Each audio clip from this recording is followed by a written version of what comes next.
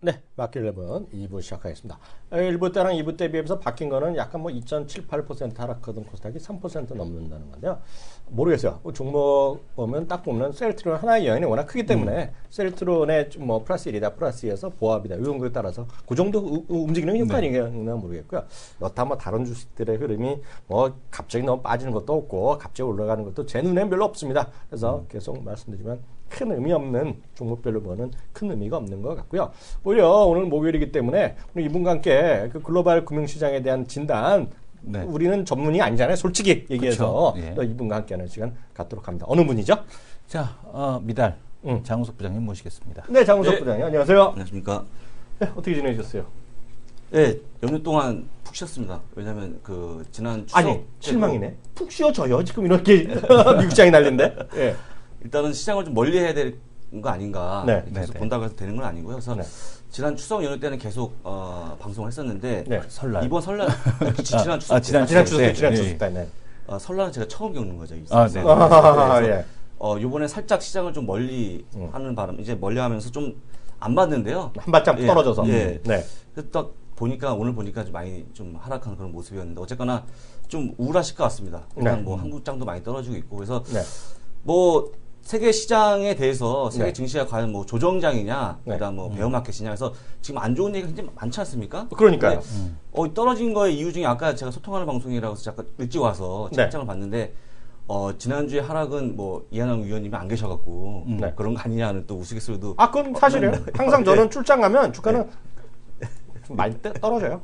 진짜로. 그렇습니까? 그래서 그런 우스갯소리 들었지만 좀 자세하게 뭐 제 개인적인 사견보다는 자료를 중심으로 해서 말씀을 좀 드릴 건데요. 과연 세계 증시가 조정장이냐 베어마켓이냐를 한번 좀 설명을 좀 드리겠습니다.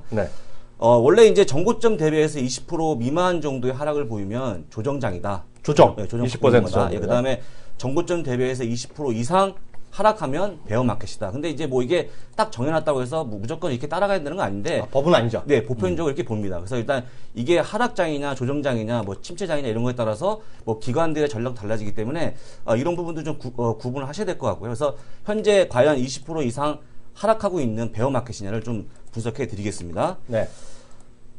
이제 그 JP모건 체이스에서 최근에 나온 뉴스인데요. S&P 500 종목의 약 40% 정도가 이미 베어마켓이다. 그게 무슨 얘기냐면 S&P 500 종목의 40% 정도가 이미 20% 하락했다라는 부분이죠. 정고점 대비하면. 근데 보시는 것처럼 가장 최근에 있었던 이제 금융위기죠. 2007년, 2008년도에 보시게 되면 숫자가 잘 안 보이시겠지만 쭉 올라와 있죠. 이게 무슨 얘기냐면 2008년도에는 2배가 넘었다. 무슨 얘기냐면 전체 종목 중에 S&P 500 종목 중에 80에서 90%가 이미 20% 하락했던 어떤 그런 경험이 반영한다고 그러면 지금은 40%다. 그러니까 아직까지는 금융위기 때 어떤 그런 그 베어마켓을 감안하면 아직까지는 조금 더 베어마켓을 보기는 좀 무리가 아니냐. 그때보다는 그나마 낫다. 그렇죠. 그래서 그런 얘기죠. 2008년에는 무려 80% 넘었기 때문에 베어마켓 진입으로 봤는데 아직까지 40%가 밖에 안 됐기 때문에 아직까지 좀 이르다는 일단 뭐 그 종목 수를 일단 밝혀드린 거고요.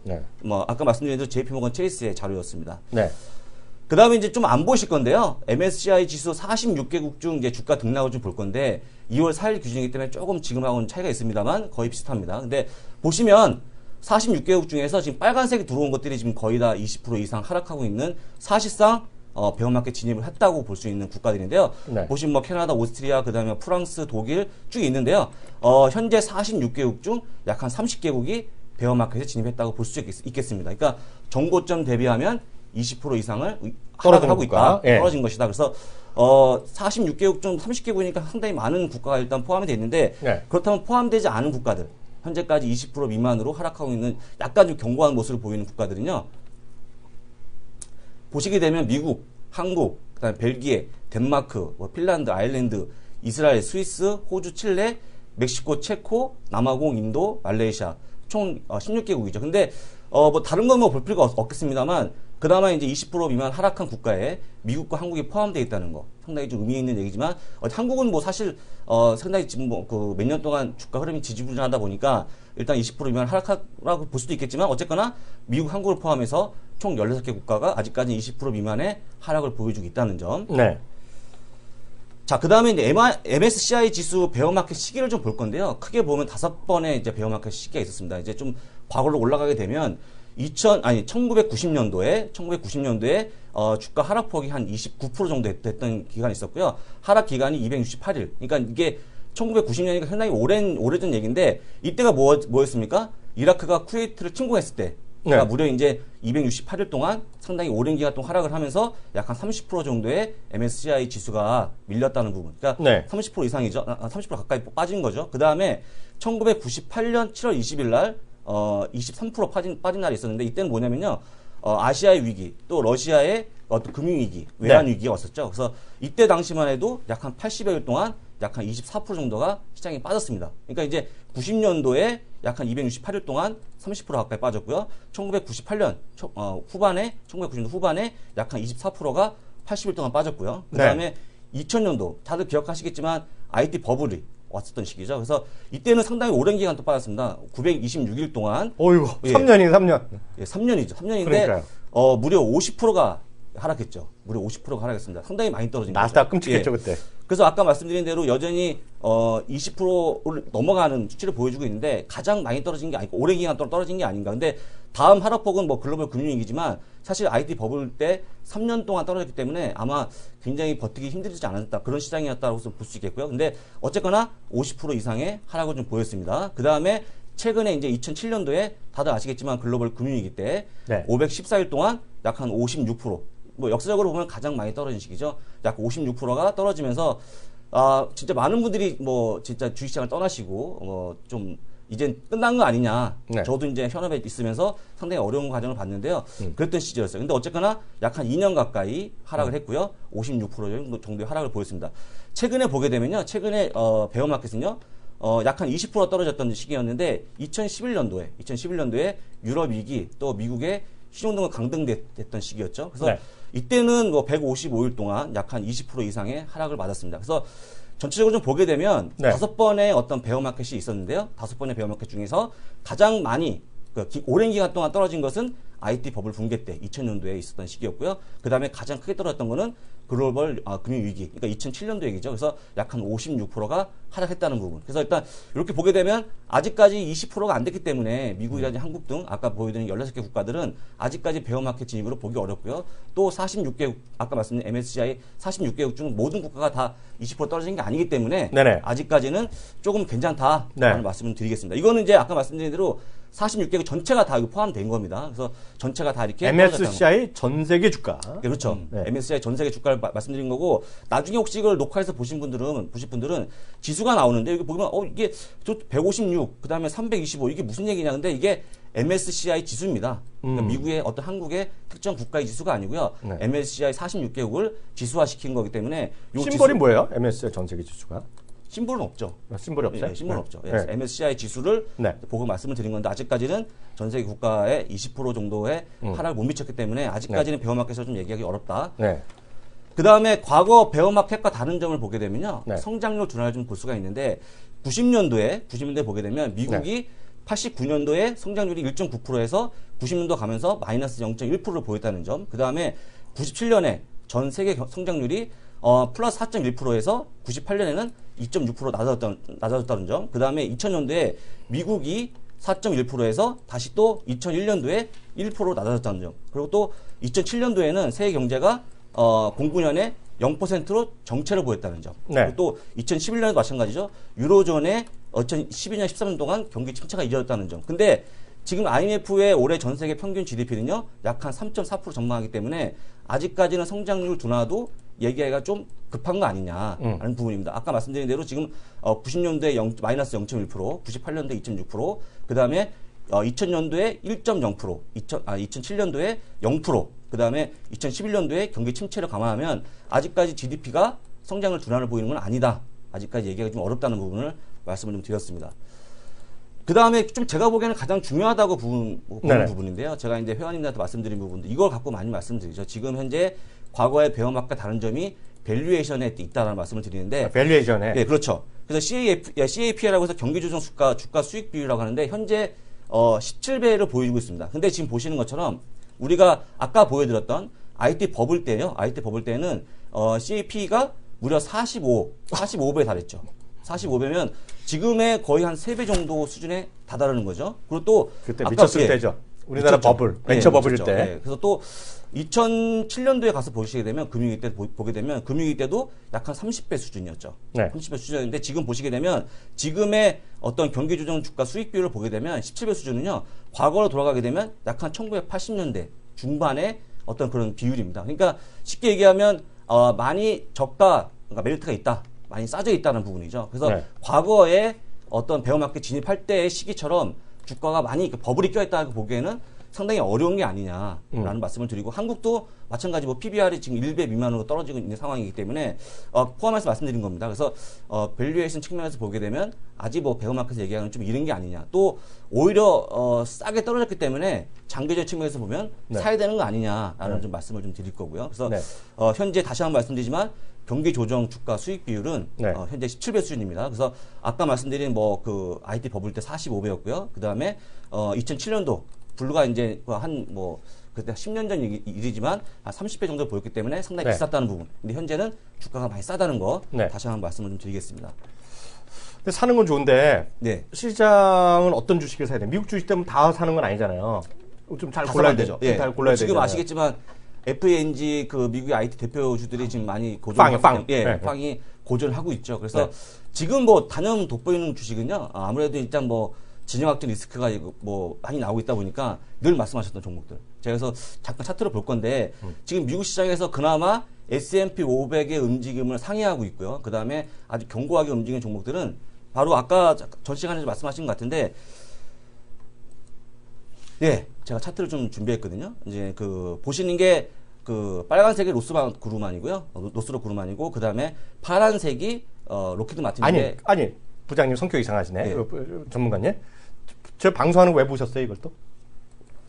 아니 들어오기 전에 보는 겁니다. 아, 보셨어요? 예, 네. 대기하고 있기 때문에. 네. 그래서 제가 일단 좀 더 설명을 좀 드리자면 그냥 보면 그냥 뭐 어떻게 좀 많이 올라온 거냐 아니면 잘 버티고 있는 거냐 모르기 때문에 제가 S&P 500을 같이 넣어드렸어요. 보시게 오, 되면 깔끔하네. 예, 녹색 선이 S&P 500인데 S&P 500이 지금 약 한 11% 정도의 마이너스를 보이는 동안 네. 오히려 그 L&T, 로키드 마틴은 약 한 2% 정도의 상승을 보였고요. 네. 그다음에 로스로 그루마는 약 한 9% 정도의 상승을 보였기 때문에 완전 시장하고는 틀리게 가고 있다. 네. 그래서 일단 미국 시장에서 가장 견고한 흐름을 보여주는 거는 역시 방위 산업이 아닌가 하는 생각이 드는데 사실 이 종목 말고 나머지 사실 뭐 중소형주들 네. 사실 이렇게 반짝반짝하는 종목들 금방 오르고 금방 떨어지는 종목들 제외하면은 가장 꾸준하게 오는 종목이 아닌가. 그래서 네. 일단 뭐 이 두 종목만 보게 되면 미국 시장이 떨어진 건가? 라고 할 정도로 상당히 견조한 움직임을 보이고 있다. 그래서 요 두 종목은 뭐 앞으로도 계속 이슈가 되면 주가가 떨어지긴 좀 어려울 것 같고요. 네. 앞으로도 굉장히 뭐 견고하게 움직이지 않을까 이렇게 생각합니다. 계속 또 말씀을 네. 좀 드릴 건데요. 네.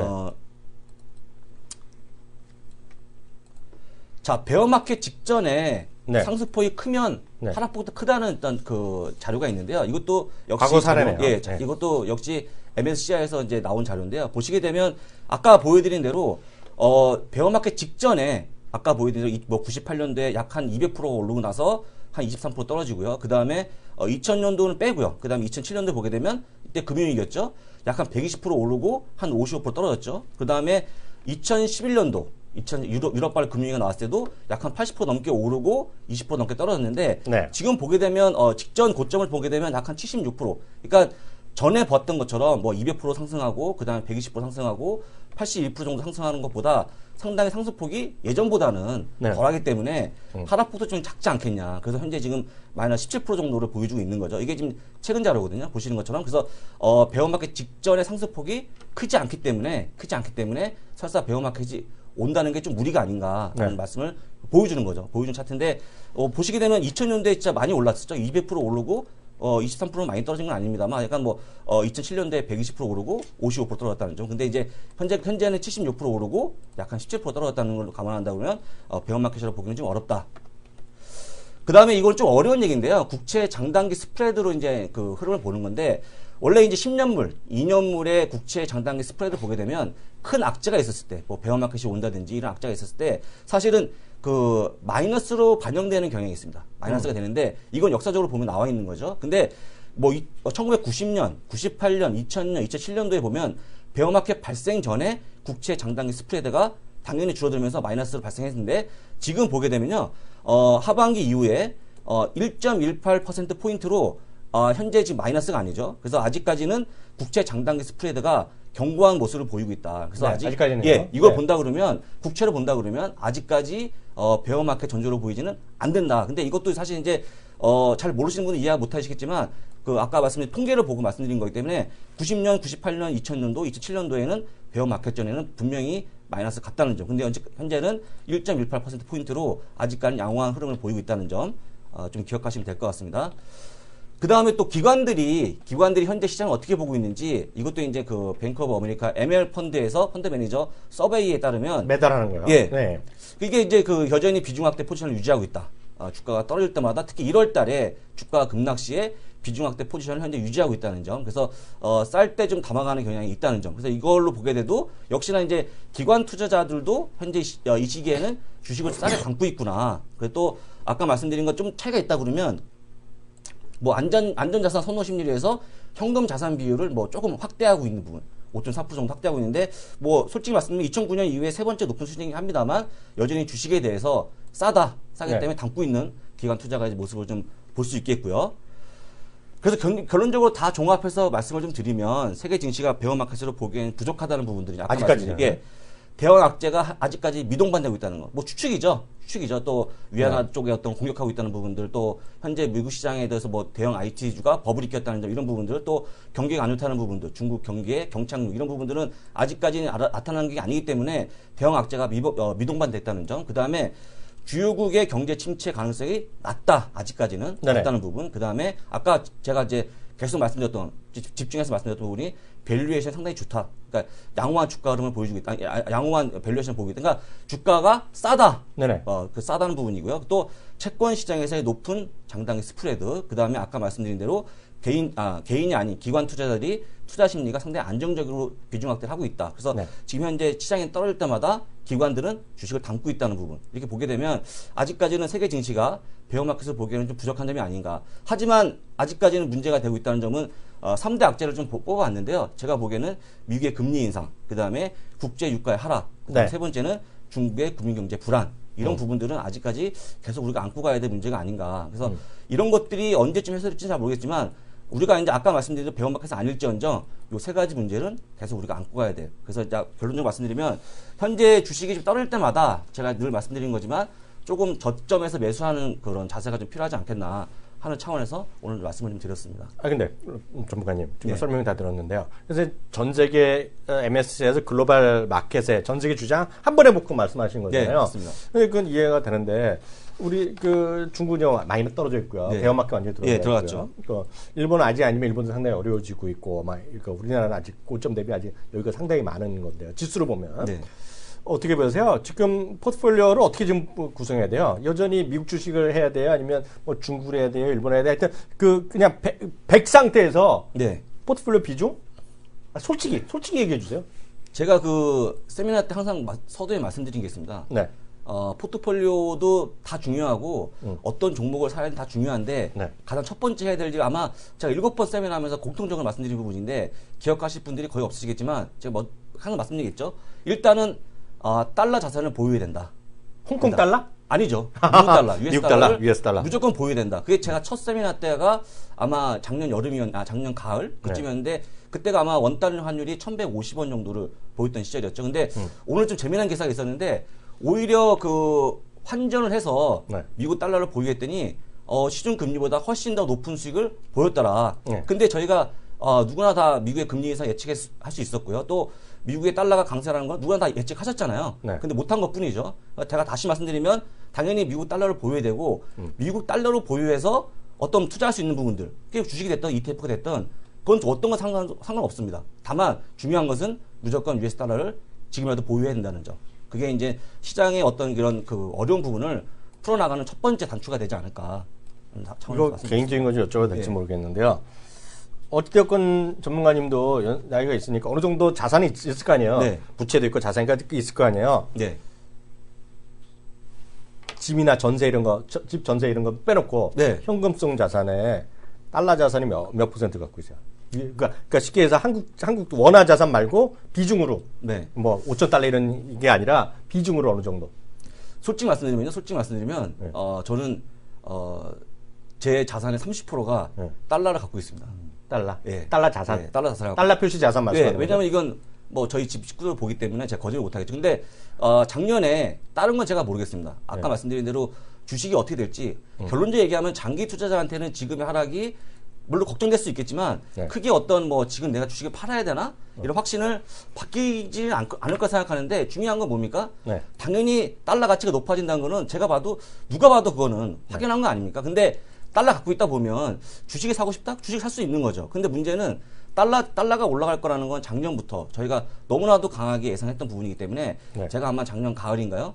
제가 이제 갖고 있던 모든 자산을 털어서 이제 원화 같은 거죠. 원화 자산을 풀어서 달러를 일단 매입하고 갖고 있는 상태인데 네. 지금 이제 막 1120원 정도 달러가 지금 보이고 있죠. 그래서 달러 강세를 예측한다 그러면 어려운 점이 아닙니다. 어려운 부분이 아니고 그렇게 하시는 게 올해도 상당히 어려운 부분이지만 일단 그게 아까 말씀드린 지금의 시장의 어려움을 풀어나가는 첫 단추다. 뭐 간략하게 말씀을 좀 드립니다. 저는 이렇게 말씀드리고 싶어요.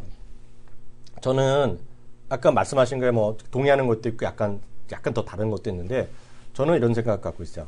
달러를 원화랑 달러를 해서 작년엔 1,100원이었는데 지금 1,200원 됐다. 저는 솔직히 말씀드리면 저는 그런 데 별로 관심이 없어요. 저는 진짜 관심이 없어요. 그런 거 관심이 없는데 뭐 잘하는 거 한번 생각해 보세요. 1인당 GDP나 우리나라 GDP 항상 달러로 계산하죠.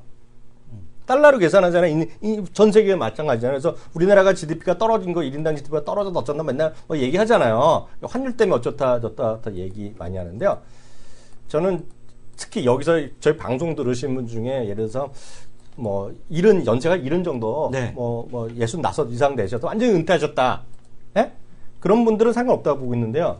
특히 자제분이 있다거나 자제분이 막 학생 막 공부를 하고 있다거나 지금 근데 자제분이 어리다. 그랬고 요즘 아주 그 경제 생활을 오래 하잖아요. 네. 제가 보면 최소한 60 이하다 이런 분들 있잖아요. 특히 젊으면 젊을수록 달러 자산을 엄청 늘리셔야 돼요. 그리고 기본 마인드 자체를 내 재산이 예를 들어 1,000만 원이면 1,000만 원, 1억이 항상 그거를 1억짜리 전자도 1억이라고 생각하지 마시고 그걸 예를 들어서 10만 불이다, 네. 20만 불이다. 그렇게 달러로 모든 걸 생각하셔야지 먹고 살 수 있는 세상이다. 왜? 대한민국 절대 혼자 사는 나라가 아니잖아요. 폐쇄형 경제가 아니잖아요. 개방 경제잖아요. 이제 제가 그 얘기를 30년은 약간 거짓말이지만 제가 1998년부터 그 얘기를 하고 살아왔거든요. 어디 가나 얘기하고 사실 그런 얘기를 저희가 강의를 같이 하고 있잖아요. 네네. 그 저희가 열린 사이버 대학에서 이번에 메인 과목이 글로벌 투자 실무인데요. 매번 그 얘기예요. 특히 젊은 사람일수록 여기 계신 분 중에 특히 40, 50대 정점 일하시면서 애들이를 막 공부시키는 분들은 지금 뭐 내 통장에 지금 1,000만 원 있다 그걸 생각하지 마시고 항상 그거를 엑셀을 만들어 갖고 내 자산이 달러로 얼마인지 생각하셔야 돼요. 진짜. 그게 전 진짜 오늘도 당부드리는 거고요. 그런 관점에서 모든 생각을 달러로 계산해라라는 생각 말씀드리고 싶습니다. 오늘 여기까지 하겠고요. 저희는 내일 오전 11시에 다시 돌아오도록 하겠습니다. 감사합니다.